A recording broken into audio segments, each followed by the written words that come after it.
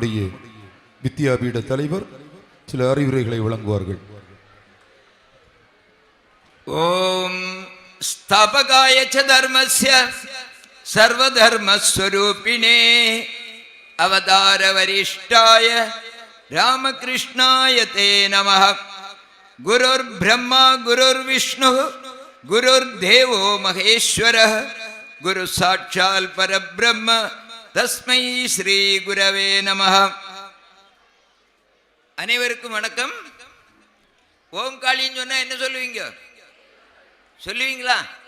எல்லாரும் சொல்லுவீங்களா? முன்னே இருக்கவங்க மட்டும் சொல்லுவீங்களா? ஓம் காளி, ஓம் காளி. அங்க பின்னாடி இருக்கிறவங்க சொல்லல, எந்த பக்கம் இருக்கிறவங்க ஓம் காளி, ஓம் ஓம் காளி, ஓம் ஓம் காளி, ஓம் காளி, ஓம் காளி. இப்ப நாம வித்யாஜோதி பட்டம் வரப்போற நம்முடைய மாணவிகளுக்கு இன்னைக்கு சான்றிதழும் கேடையும் கொடுக்க போறோம்.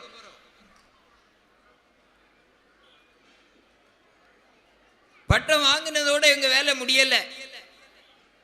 பட்டம் வாங்கின பிறகு என்ன பண்ணணும்? என்ன பண்ணணும்?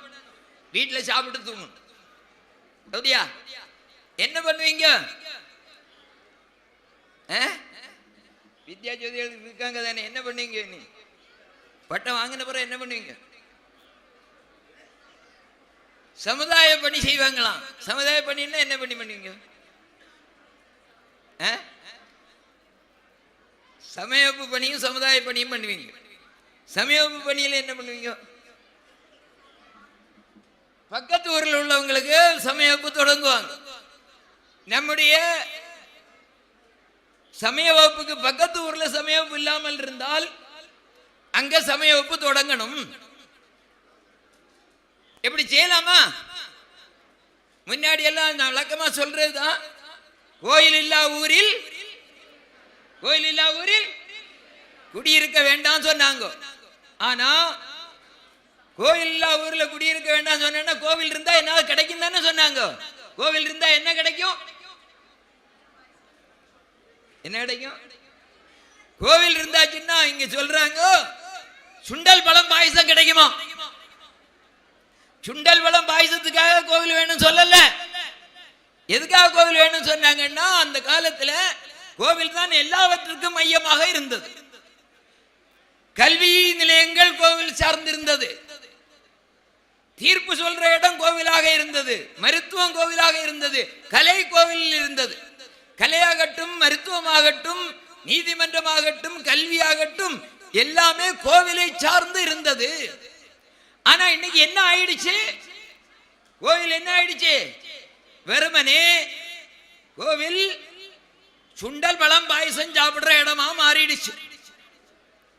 அதனால நாம மாத்தி ஆகணும். முதல்ல என்ன வேணும்? எல்லா கோவில்லையும் சமய வகுப்பு நடக்கணும். அடுத்து எல்லா கோவில்லையும் நம்முடைய பள்ளிக்கூடம் இருக்கணும். என்ன இருக்கணும்? என்ன இருக்கணும்? பள்ளிக்கூடம் இருக்கணும். குறைந்தபட்சம் 5ஆம் வகுப்பு வரையாவது ஒவ்வொரு ஆலயத்திலும் நம்முடைய கல்வி சாலை இருக்கணும். இல்லாட்டா என்ன ஆகும்? நம்முடைய குழந்தைகள் வேற எங்கேயா போய் படிச்சாங்கன்னா நம்முடைய கலாச்சாரத்தை மாத்திடுறாங்க. அவங்க என்ன சொல்லி கொடுக்கறாங்க? நீங்க வழிபடுறதெல்லாம் சாத்தான் அப்படி சொல்றாங்க. இந்த பிள்ளைகள் வரும்போது எப்படி வருதுன்னா, வெளியில வரும்போது 1ஆம் கிளாஸ்ல சேர்ந்துட்டு, 1ஆம் கிளாஸ்ல இப்ப அதுக்கு முன்னே என்ன எல்கேஜி யூகேஜி, அதுக்கு முன்ன ப்ரீ கேஜி, சாதா சொல்லுவாங்க பிள்ளைகளுக்கு எத்தனை கேஜி இருக்குன்னா 5 கேஜி இருக்கும். அது தூக்கிட்டு போற புஸ்தகம் 10 கேஜி இருக்கும். நம்ம பிள்ளைகளுக்கெல்லாம் ஒரு வேலை கேரண்டி, மூட்டை தூக்குற வேலை. அதுக்கு பயிற்சி இருக்கும். கஷ்டப்படாம செய்யும். அந்த ஒரு பிள்ளை கை தட்டுது, புஸ்தகம் சுமந்து கஷ்டப்படுறது போல இருக்கு. அப்படித்தானேமா? புஸ்தகம் சுமந்து போற கஷ்டமா இருக்கு. அப்படித்தானே? இந்த 5 கேஜி 8 கேஜி எல்லாம் தூக்கிட்டு போறதுல பிரயோஜனம் இல்லை. நம்முடைய பண்பாடு அங்க புகுட்டப்பட வேண்டும். அதுக்கு நாம என்ன செய்யணும்? நாம பள்ளிக்கூடம் தொடங்கணும். சகோதரி நிவேதிதை கிட்ட ரவீந்திரநாத் தாகூர் சொல்றாரு, என்னுடைய பேத்தி பிள்ளைக்கு ஆங்கிலம் சொல்லிக் கொடுன்னு. ஆனா நிவேதா சொல்றாங்க, ஒரு ஆங்கிலேய பெண்மணி சொல்றாங்க, என்ன சொல்றாங்கன்னா 5ஆம் வகுப்பு வரை குழந்தைகள் அவங்களுடைய தாய்மொழியில தான் படிக்கணும், அதனால இப்ப சொல்லிக் கொடுக்க மாட்டேன்னு சொன்னாங்க. 5ஆம் வகுப்பு பிறகு வேணா சொல்லிக் கொடுப்போம். ஆனா இப்ப என்ன பண்றோம், நம்முடைய குழந்தைகளை அனுப்பிவிட்டு அங்க ஆங்கிலத்திலேயே, எப்போ எல்கேஜி யூகேஜில ப்ரீகேஜில இருந்தே ஆங்கிலம் சொல்லிக் கொடுக்க சொல்றோம். இப்போ ஒரு பள்ளிக்கூடத்தினுடைய ஆசிரியர் தினத்துக்கு போயிருந்தேன். அப்ப அங்க சொன்னாங்க, அங்க தமிழிலே பேசினால் எத்தனை ரூபா ஃபைன்? அந்த பிள்ளை ஏதோ சொல்லி, எத்தனை ரூபா ஃபைன் உங்களுக்கு? 10 ரூபா ஃபைனா? அடா அநியாயமே! தமிழ்ல பேசினா 10 ரூபா ஃபைனா? தமிழ்நாட்டில் தமிழ்ல பேசினா அபராதம் 10 ரூபாயாம்.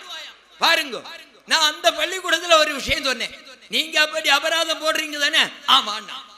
அப்படின்னா நீங்க இன்னொரு காரியம் பண்ணணும், தமிழ் வகுப்பு நடக்கும் போது தமிழ் வகுப்புல தமிழ் ஆசிரியரோ அல்லது மாணவர்களோ ஆங்கிலத்தில் பேசினா அதுக்கும் அபராதம் போடணும். அந்த தில் இருக்கா கேட்டேன். இனி ஆங்கிலத்தில் ஆங்கில வகுப்புல தமிழ்ல பேசின, ஆங்கில வகுப்புல இல்ல பள்ளிக்கூடத்திலேயே தமிழ்ல பேசினா, நான் சொல்றேன் நம்முடைய வீடுகள்ல பிள்ளைகள் ஆங்கிலத்தில் பேச அனுமதிக்காதீர்கள். நம்முடைய பிள்ளைகளுடைய பண்பாடு குலைந்து விடும். அதனால நம்முடைய பிள்ளைகள் வீட்டுல ஆங்கிலத்தில் பேசக்கூடாது. வீட்டுல சிலர் ரொம்ப சந்தோஷப்படுவாங்க, என் சின்ன பொண்ணு, இதனோண்டு பொண்ணு, அவ என்ன பார்த்து எப்படி கூப்பிடுறா? எப்படி கூப்பிடுறா? மம்மின்னு கூப்பிடுறா. முன்னாடி பிள்ளைகளுக்கு கோவம் வந்தேன்னு எச்சவமேன்னு கூப்பிடுவாங்க, அதை கொஞ்சம் மாத்தி மம்மின்னு கூப்பிடுறாங்க. இந்த அம்மாவுக்கு ஒரே சந்தோஷம், ஆஹா என் பிள்ளை மம்மியும் கூப்பிடுது அப்படின்னு சொல்லிட்டு. இது நம்முடைய பண்பாடா? ஏன் தமிழ் எவ்வளவு அழகான இருக்கு. அம்மா என்று அழைக்காத, அதான் பாட்டெல்லாம் தெரியும். ஆனா அம்மான்னு கூப்பிட்டா பிள்ளைய 2 சாத்துவோம், மம்மின்னு கூப்பிடுங்க. இப்ப சில பெரிய பையன் மாதிரி என்ன பண்ணா, மம்மி கூட இல்ல மம்ஸ். என்னது மம்சு? இந்தியா நமக்கு தான் புரியல. மாம்ஸ், மாம்ஸ்னா என்ன? மாமியார்னு அர்த்தமா என்ன? எப்படி எனக்கு தெரியாது. மாம்ஸ்னா என்ன? அம்மாவை தான் மாம்ஸ்னு கூப்பிடுவாங்களா? என்னவா கலிகால முத்தல்லேன்னு நாங்கெல்லாம் சொல்லிட்டு இருக்கோம், முத்திட்டு போல இருக்கு. அதனால இனி நம்முடைய பிள்ளைகள் நம்மள மாம்ஸ்னோ சவமேனோ கூப்பிட்டா பலான்னு ஒண்ணு போடுங்க. இப்படி பேசக்கூடாது சொல்லுங்க. வீட்டுல ஒரு சவால் எடுத்துங்க, நீங்க உங்க வீட்டுல குறைந்தது 1 மணி நேரம் நான் தமிழ் வார்த்தைகளில் தான் பேசுவேன், முடியுமா உங்களால? இங்க பாருங்க, அந்த சின்ன பிள்ளை கை தூக்கு, நான் முடியும் சொல்லி. சின்ன பிள்ளை நீ பேசி விடுவோமா? உங்க அம்மா அப்பா பேசிக்க மாட்டாங்க, அம்மா அப்பா பேசிக்க மாட்டாங்க. நீ ஸ்கூலுக்கு போனே இல்லையா, உங்க மிஸ் என்ன சொன்னாங்கன்னு கேட்பாங்க. அங்க ஸ்கூலு மிஸ் இதான் வரும்.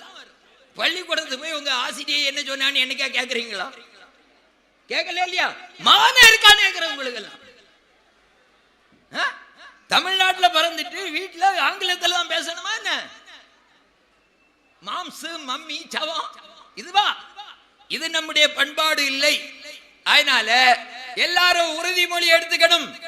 நாங்க எங்க வீட்டுல பேசும்போது முடிந்த அளவு ஆங்கில வார்த்தை கலவாமல் பேசுவோம். முடி எடுத்துக்கலாமா? முடி எடுத்துக்கலாமா? நான் சொல்றேன், நீங்க திருப்பி எல்லாரும் சேர்ந்து ஓம்னு சொல்லணும். சம்மதம்னா நாங்கள் எங்கள் வீடுகளில் இல்ல, நீங்களே திருப்பி சொல்லுங்களேன். எத்தனை பேர் சொல்ற?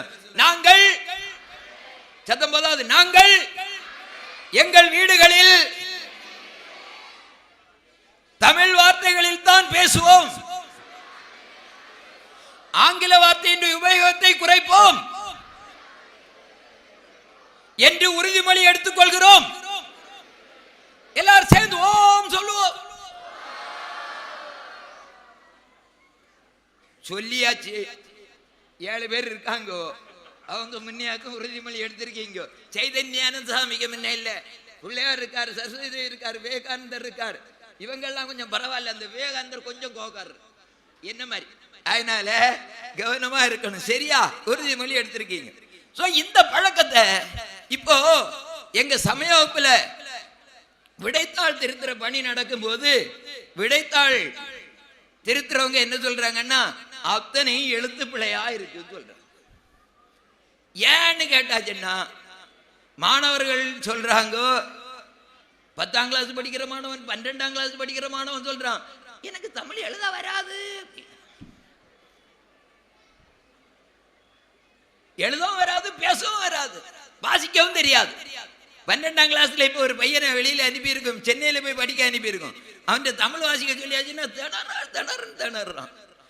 ஏண்டா இப்படி இருக்கேன்னு அவன் சொல்றான், எல்லாரும் இப்படித்தான், எங்க பள்ளிக்கூடத்துல எல்லாரும் இப்படித்தான், எல்லா பள்ளிக்கூடத்திலும் அப்படித்தான் இருக்கேன். எங்க மாணவர்கள் எங்க குழந்தைகள் தமிழில் நன்றாக பேசுவார்கள், தமிழை நன்றாக வாசிப்பார்கள் அப்படின்னு உண்மையா உள்ளவங்க பொய் சொல்லக்கூடாது பாப்பா என்றும் புறஞ்சொல்லலாகாது பாப்பா.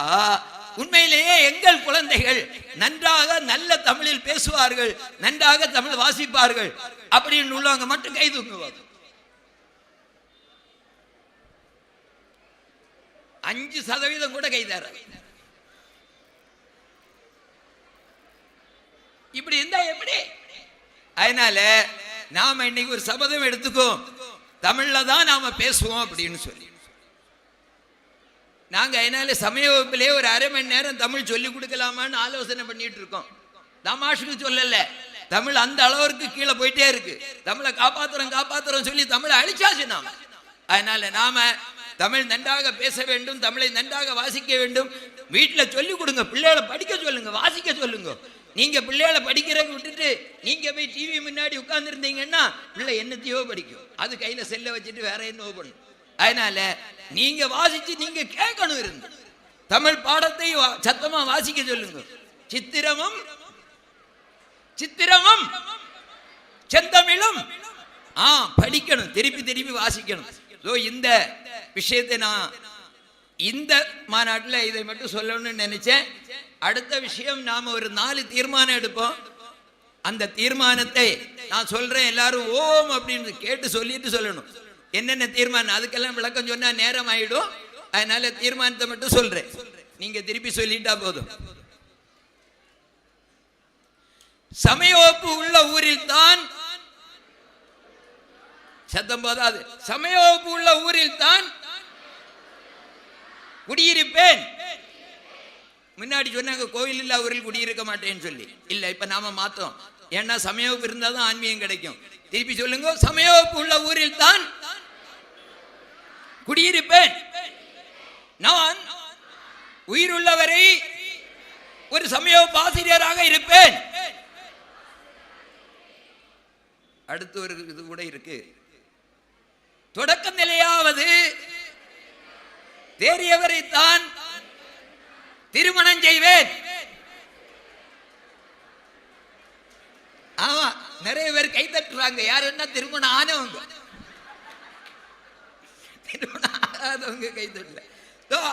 அடுத்து இன்னொரு விஷயம் கூட இருக்குது, அதை சொல்லிட்டு நாம இந்த தாலப்பலிக்கு தயாரானவங்க தயாராயிடணும். இப்ப சுவாமி வருவாங்க, தாலப்பலி தயாரா இருக்கணும். பரிசா நின்றுங்க, எளிமை நில்லுங்க. தாலப்பலி பண்றவங்க மட்டும் கையில பூ எடுத்துங்க. இப்ப இன்னொரு விஷயம் சொல்லிடுறேன். பாரத நாட்டுல உலகம் முழுக்க 100% இந்துக்கள் இருந்தாங்க. இப்ப குறைஞ்சு 12.5% தான் இருக்காங்க. இது ஒரு விஷயம். பாரத நாட்டிலையும் குறைஞ்சு 80% ஆயாச்சு. தமிழ்நாட்டிலையும் குறைஞ்சிட்டே வருது. கன்னியாகுமரி மாவட்டத்தில் 42% வந்தாச்சு. இந்த நிலைமை போயிட்டு இருந்தா என்ன ஆகும் அப்படின்னு சொன்னா, இந்துக்கள் தைரியமா வெளியில நடக்க முடியாத நிலை வரும். மண்டைக்காடு கோவில், அறநிலையத்திற கோவில், அந்த கோவில்ல இருந்து தீர்த்தம் எடுக்க போனாங்க. தீர்த்தம் எடுக்க போனப்ப என்ன நடந்து தெரியுமா? தெரியாது, நமக்கு எல்லாம் தெரியாது. ராமாண்டான ராவணாண்டான எவன் அடிபட்டான, நாம ஒழுங்கா சாப்பாடு கிடைக்குதா சாப்பிடுவோம், தூங்குவோம், உண்பதும் உறங்குவதும் என்று வேறொன்று ஏன் பராபரமே. மண்டைக்காட்டு கோவில்ல தீர்த்தம் எடுக்க போனப்ப என்ன ஆச்சு தெரியுமா? தீர்க்க எடுத்த போக விடல, யானை போக கூடாது, கொட்டு போக கூடாதுன்னு சொன்னாங்க. ஆனா அவங்க அப்ப சொல்லும் போது இருந்தது 5 பேர். நம்ம பக்கம் ஒரு சட்டமன்ற உறுப்பினர் இருந்தார், சில இயக்கங்களுடைய தலைவர்கள் இருந்தாங்க, ஒரு 200 இந்துக்கள் இருந்தாங்க, 200 காவல்காரர்கள் இருந்தாங்க. ஆனா போக முடியல. யானை போகல, கொட்டு போகல. இது மண்டைக்காட்டு கோவிலுடைய நிலைமை. நம்ம வீட்டுடைய நிலைமை எப்ப என்ன ஆகும்னு தெரியாது. அதனால நாம என்ன பண்ணணும், நம்முடைய சதவீதத்தை அதிகப்படுத்தணும். சதவீதத்தை அதிகப்படுத்துறதுக்கு என்ன பண்றது? இப்ப 42 இருக்குது, 50க்கு கொண்டு வரணும்னா என்ன பண்ணணும்? என்ன பண்ணணும்? என்ன பண்ணணும்?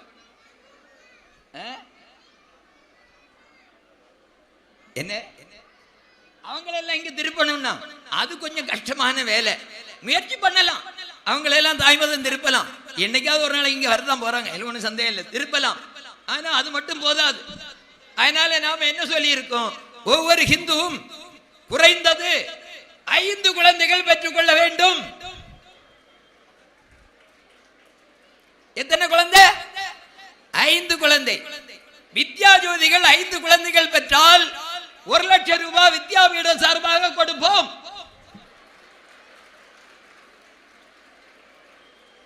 இன்னொருத்தர் சொல்லி இருக்காரு, அப்படி ஏதாவது வித்யா ஜோதிகள் 5 குழந்தைகள் பெற்றால் வித்யாபீடம் 1 லட்சம் ரூபாய் கொடுத்தா நாங்களும் 1 லட்சம் ரூபாய் கொடுக்கலாம் சொல்லி இருக்காங்க.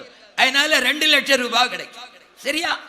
இப்போ இங்க வந்திருக்கிறேல யாருக்காவது 5 குழந்தை இருக்கா?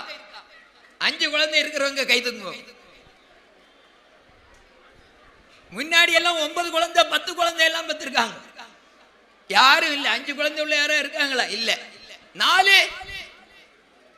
4 இருக்கா? 4 இருக்கு. எல்லாம் அந்த பழைய காலத்து பாட்டி மாறாரு. 3. இந்த 3 குழந்தைகள் இருக்கவன்னா 5 குழந்தைக்கு முயற்சி பண்ணலாம்.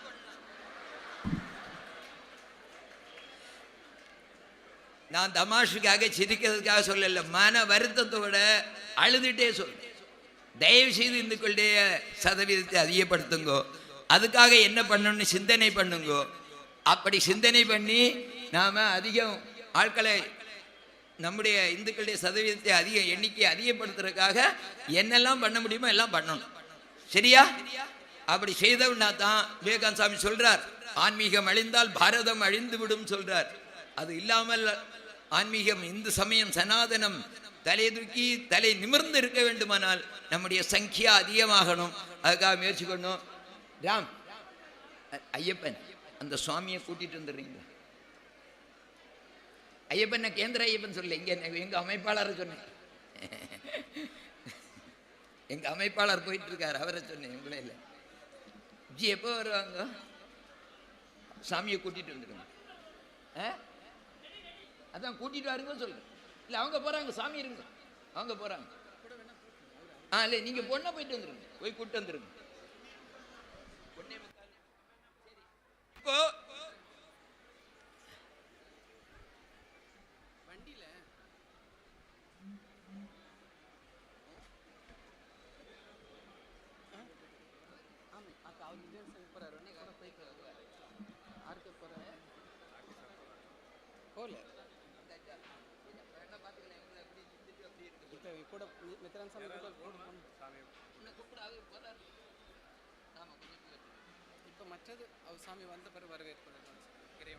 ஆமா சாமி வந்த பிறகு இப்போ நம்முடைய ஆசிரியை வழங்குவதற்காக